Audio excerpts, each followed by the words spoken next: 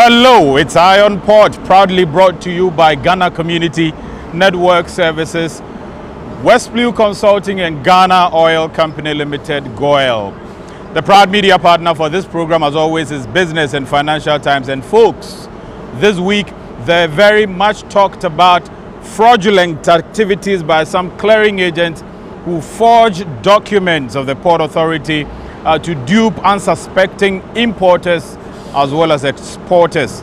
This is what we are talking about. And let me give you a background of the particular subject that we're talking about this week. Now, the past couple of days, the Port Authority has arrested some 4 clearing agents who have forged documents or invoices of the Port Authority to dupe the Catholic Secretariat.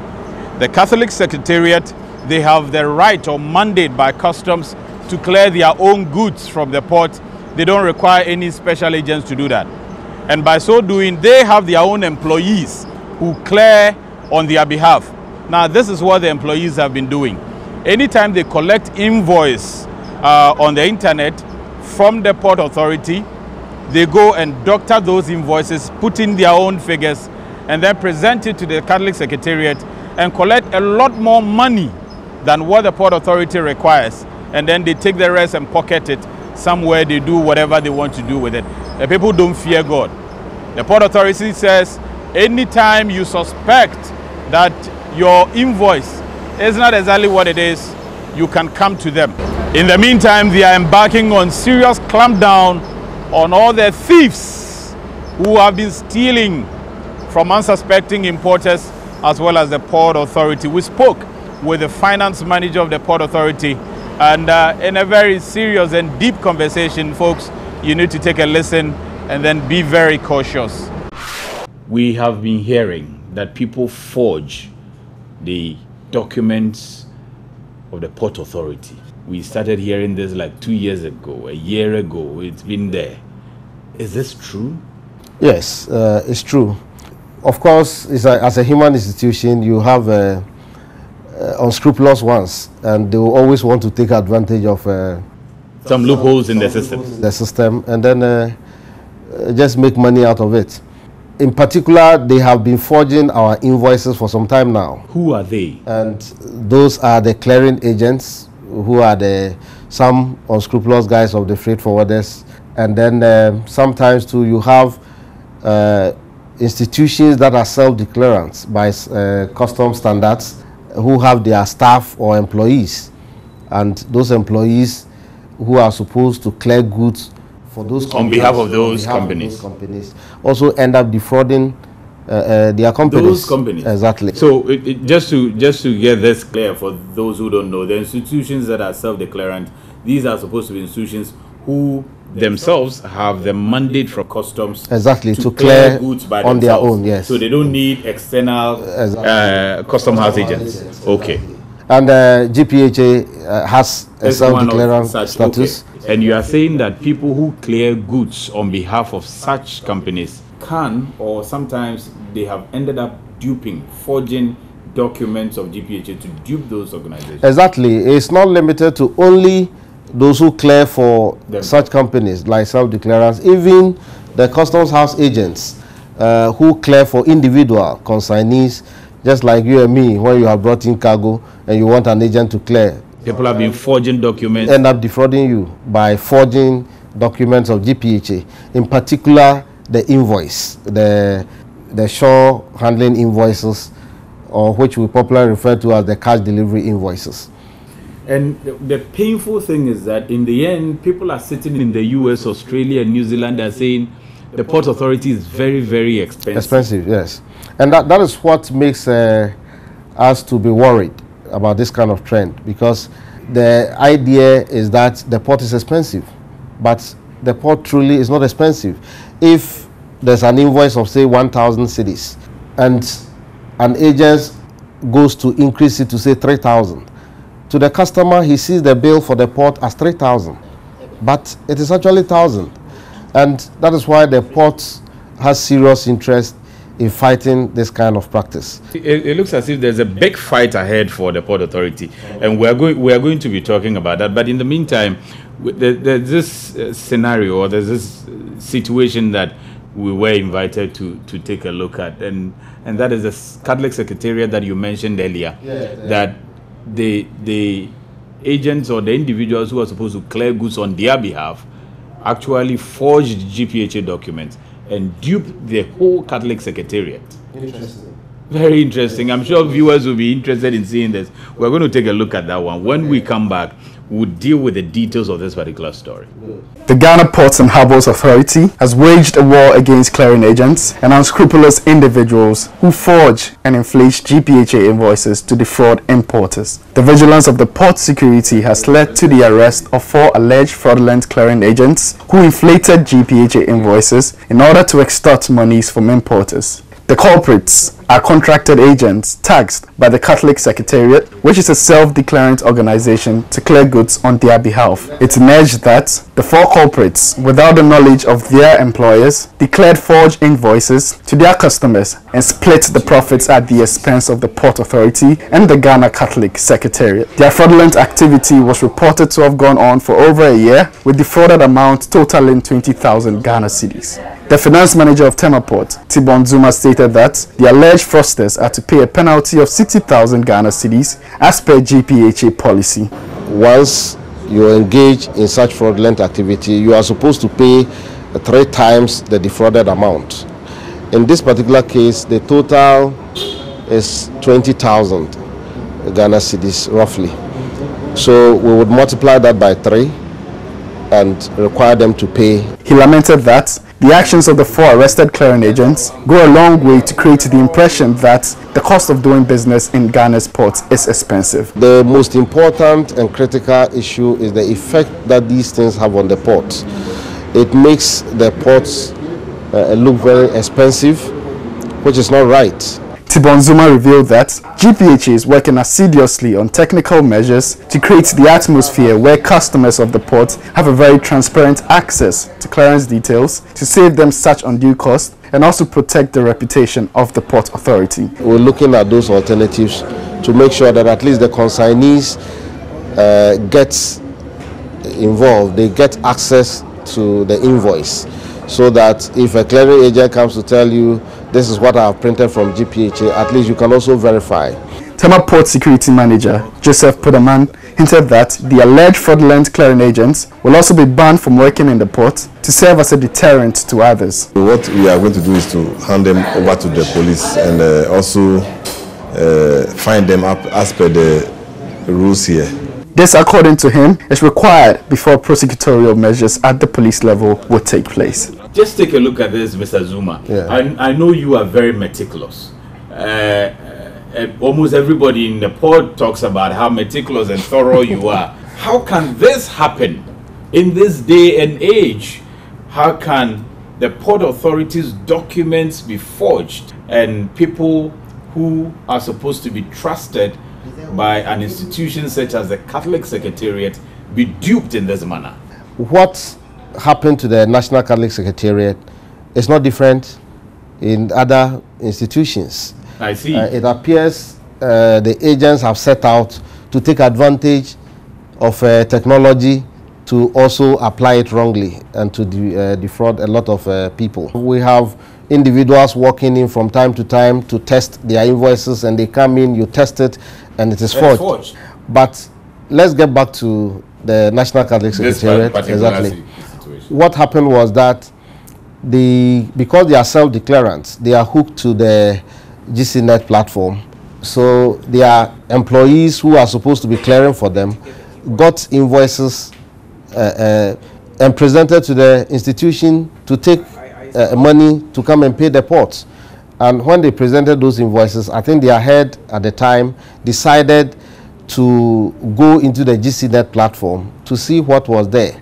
But she was not too clear. She was not getting the invoices clear. So she decided, no, let me go to the port and test it. How was the Catholic Secretariat able to access the GCNet platform? Are they allowed? Exactly. Or because they are self-declarant, they are? Because of our paperless regime, okay, the agents are able to have access to the invoices, okay, at the comfort of their homes or, yes, offices. Their boss was able to look at the invoice and to realize some problems. So she decided to come and test it with the port authority. So she came in, we tested the invoice and realized that it was forged. Wow. So she became alarmed and we requested that, look, if you have more there, go and bring them. More of the invoices. More of the invoices, go and bring them, and then we can test them for you. So she brought them, and then lo and behold, all of them were forged. Turned out to be forged. Wow. And so we set out to look for those specific agents or employees of the Catholic Secretariat who decided to forge those documents. And we got them at the time that they had come to renew their licenses for 2018, and we picked them up. You talked about the fact that in this case, because the Catholic Secretariat is self-declarant, they were able to assess the GCNet and then could realize that we have a problem. Yes.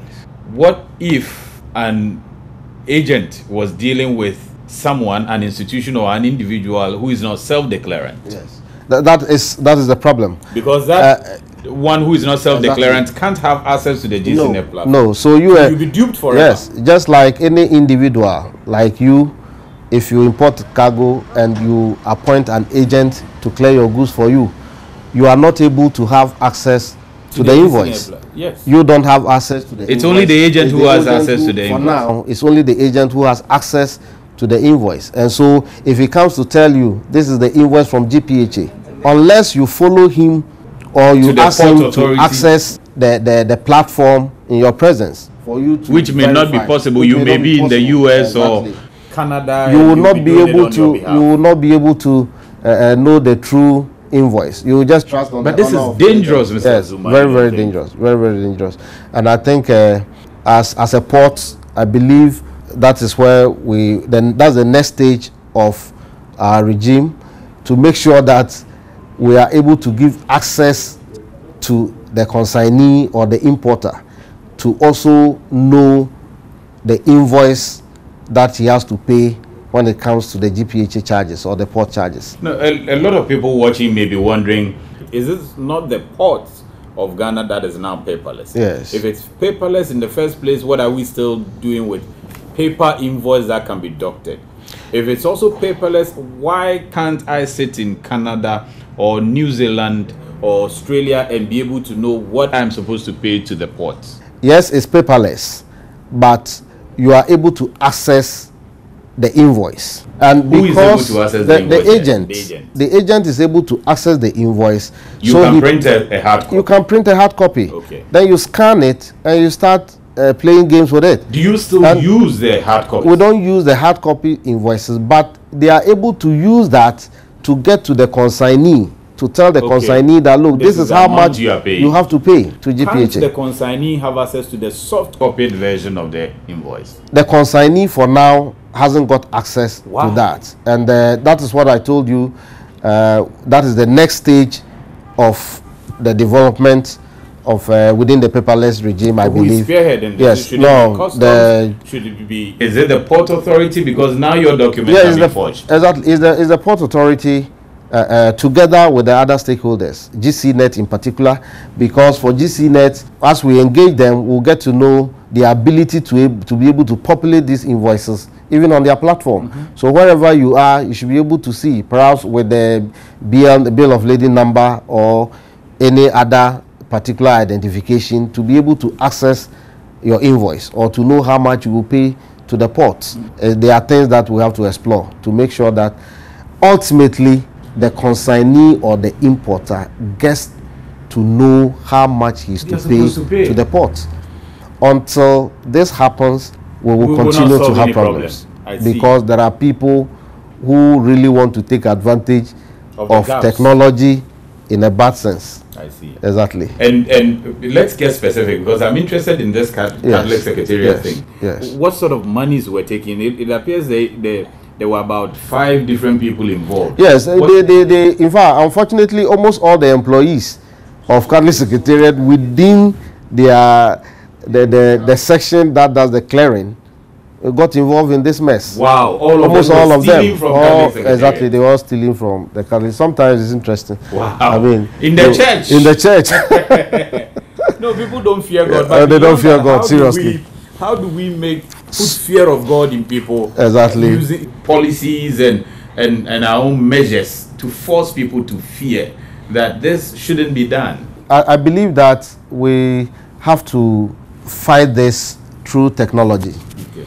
In fact, that is the best and the surest way. Yeah. Because if the importer sits in Canada or in America and he's able to know how much he is to pay, you can't lie to them. You can't give them a forged document. Yes. You cannot give any forged document and say that this is how much you have to pay to the port. But why is this so difficult? Yes. I thought this is what everybody was expecting to see when we had paperless. I believe it is just but a stage that we are going through. And I think this aspect, you know, as you implement systems, you get to see other sides. And how soon do you think this can be pushed?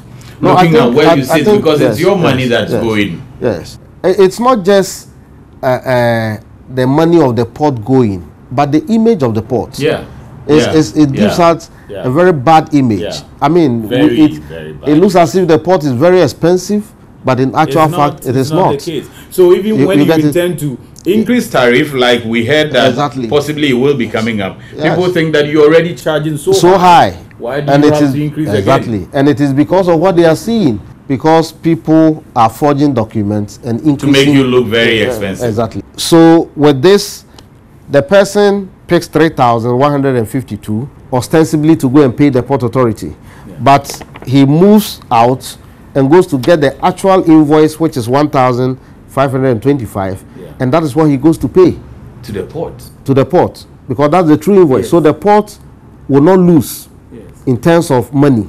But in terms of reputation, he would have made money on the back of the port authority, and then to the Catholic Secretariat, the port is expensive. Yeah. But this idea of giving cash to your customers to go or to your employees to go and pay for clearance is neither here nor there. I mean, but who should pay?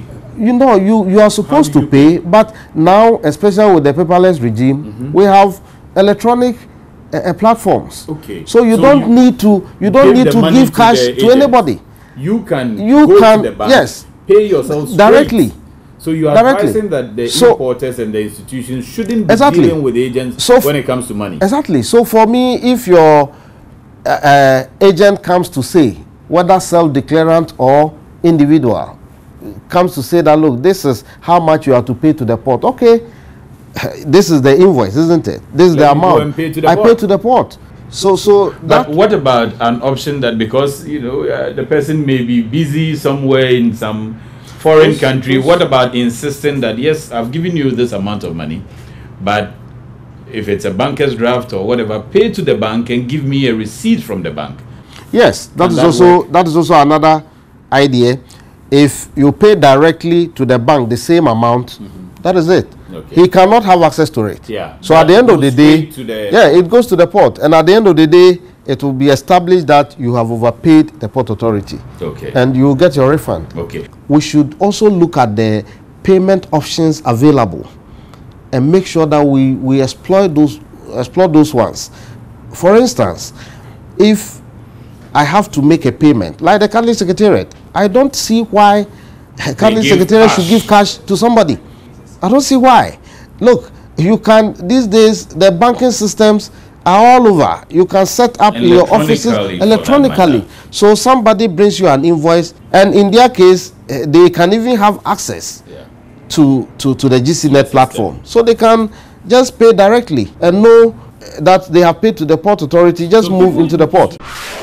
So the port authority is very vigilant about this. The customs as well, very vigilant. We'll be speaking to the Commissioner of Customs pretty shortly, and you hear his version of how they are dealing with all these people who are parading around claiming to be agents but don't mean any good either for country or for our importers. Eye on Port returns after the break.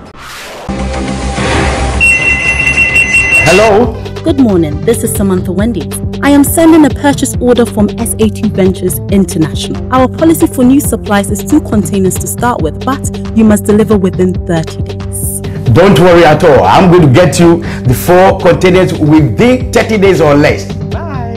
To get his pineapple slices from his country to his clients overseas, Mr. Appiah and his representatives have to complete a number of regulatory compliance procedures to various international trade stakeholders.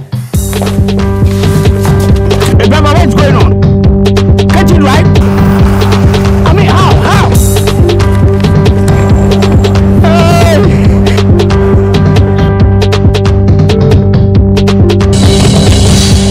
Using single window, Mr. Appiah has completed all his international trade procedures through one portal. He has registered his company information, applied for the necessary permit, certificates and licenses, and all that remains is for him to get a text alert for clearance and movement of goods.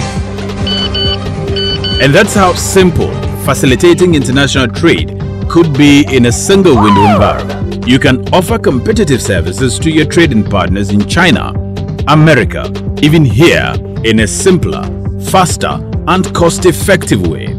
Single window, the only way to Ghana's economic growth, is in our hands. When cleaning your vehicle by valeting, steaming, waxing, or polishing, make sure the engine is also sound. Servicing your vehicle with GOIL synthetic oil and any quality GOIL oil massages the engine, removes deposit, protects it from wear and tear for longer lasting performance, and makes your vehicle feel pampered. Made for diesel and super engines. Remember, after every 15,000 kilometers of enjoying your ride, service your engine with GOIL synthetic oil. We're a champion. While I, Azuma Nelson, 3 times world boxing champion and a patriot, always choose GOIL. Ashene Pankasa. GOIL, good energy. News within the local and international scene around the port and maritime business. Next on your screens.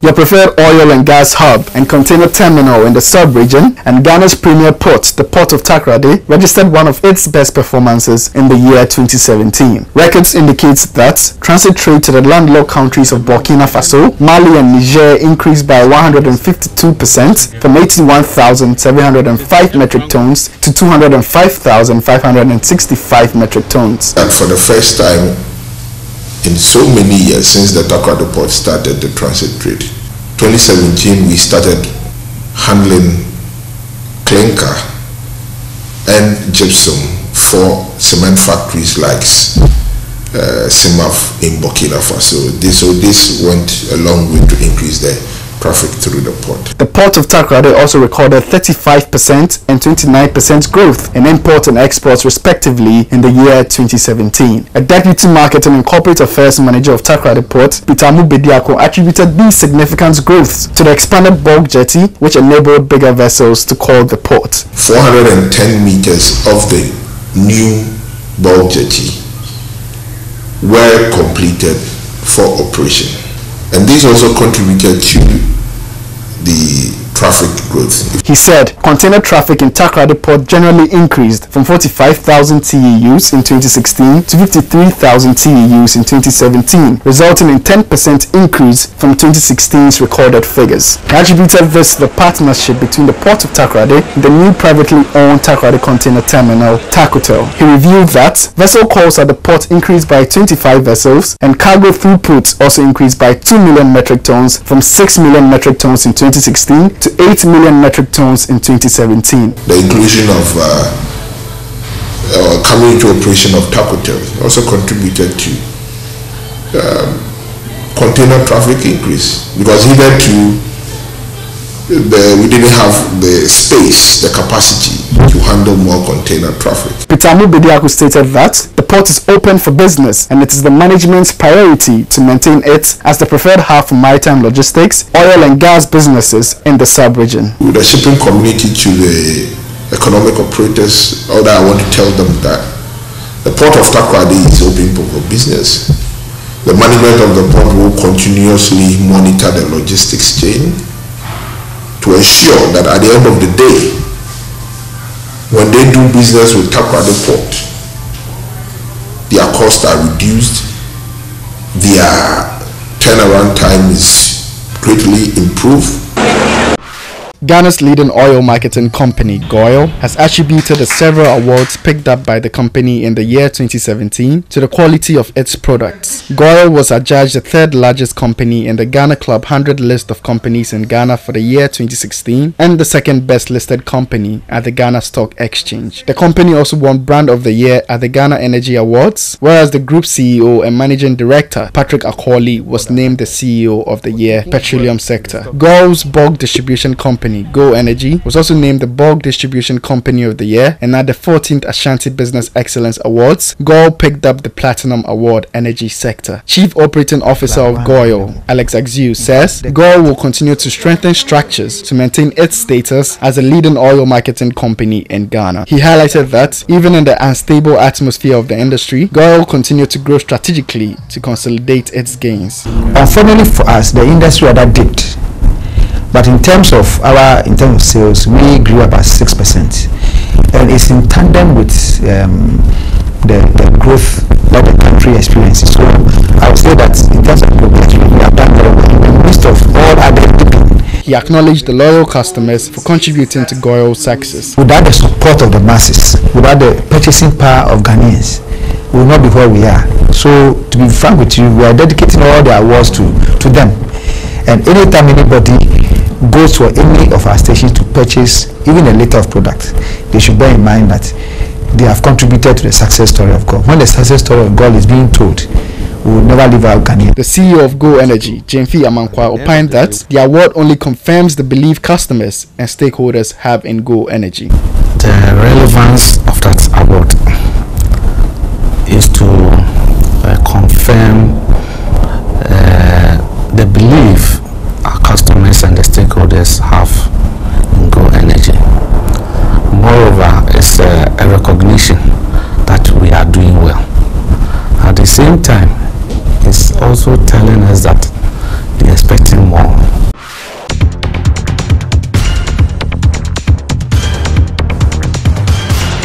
Switzerland-based container shipping, Mediterranean shipping company MSC, is introducing a new Ro-Ro West Africa service for rolling, project and break bulk cargo. This new Ro-Ro service to West Africa will start on February 19th from Le Havre. 2 vessels will be deployed, MSC Immaculata and MSC Christiana, operating on a fortnight basis with the following rotation: Le Havre, Antwerp, Dakar, Conakry, Abidjan, Le Havre. According to MSC, in addition to rolling or wheeled cargo, this new service offering will have the flexibility to cover a range of out-of-gauge and break bulk cargo, which will be typically large, heavy pieces, or critical equipment for specific projects. MSC has been serving African markets since 1971.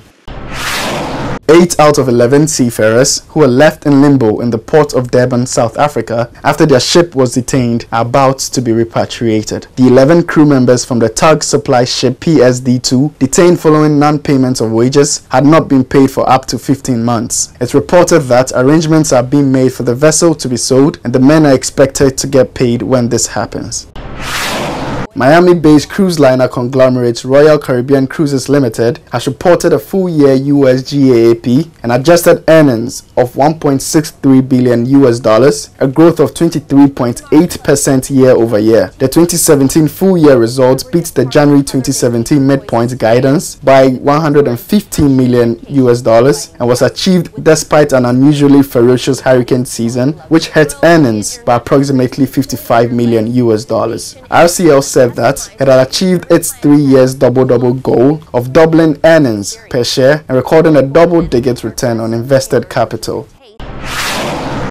When cleaning your vehicle by valeting, steaming, waxing or polishing, make sure the engine is also sound. Servicing your vehicle with GOIL synthetic oil and any quality GOIL oil massages the engine, removes deposit, protects it from wear and tear for longer lasting performance, and makes your vehicle feel pampered. Made for diesel and super engines. Remember, after every 15,000 kilometers of enjoying your ride, service your engine with GOIL synthetic oil. We're a champion. That's why I, Azuma Nelson, 3 times world boxing champion and a patriot, always choose GOIL. Ashene Pankasa. GOIL, good energy. Schedules of vessels that are sitting in the port, those that are far away at anchorage, those expected in the coming week. and the Bank of Ghana exchange rate are all next on your screens.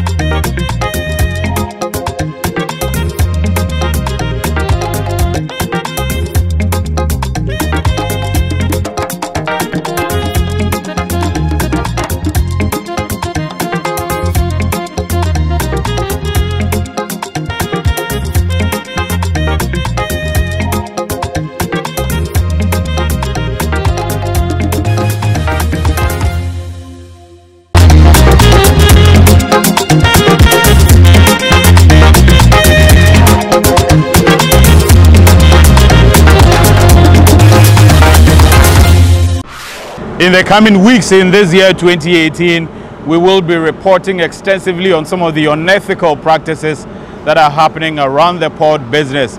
We'll be hearing from all the stakeholder agencies, and a lot of concerns are coming in that we should raise the issue of miscellaneous and why at all are we still charging miscellaneous if indeed paperless has come to stay. Also, the Port Authority through the finance management and department, as well as the public relations and customer services, they have a desk waiting for you. If you get an invoice from your agent and you suspect it, even if you don't suspect it, please come and verify the invoices you have before making any payment.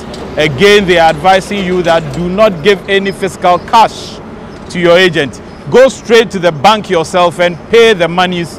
In that way, go straight to the agency you are paying to. That's it for this week's episode of Eye on Pod. We have to say a big thank you to you for always making time to watch their program, and also thanks a lot to the team who make the program possible. Robert Nyantechi, Godwin Kabuchi, Solomon Anderson, Joe Lavo, Joe Bone, Belinda Decker, Lawrence Gezi, and the executive producers Abna Sewa Opokufosu and Esther JB Donko. Also, a lot of thanks goes to the man who moved all of us around, very calm and collected young man, Minta. We say a big thank you to you. Thanks for watching.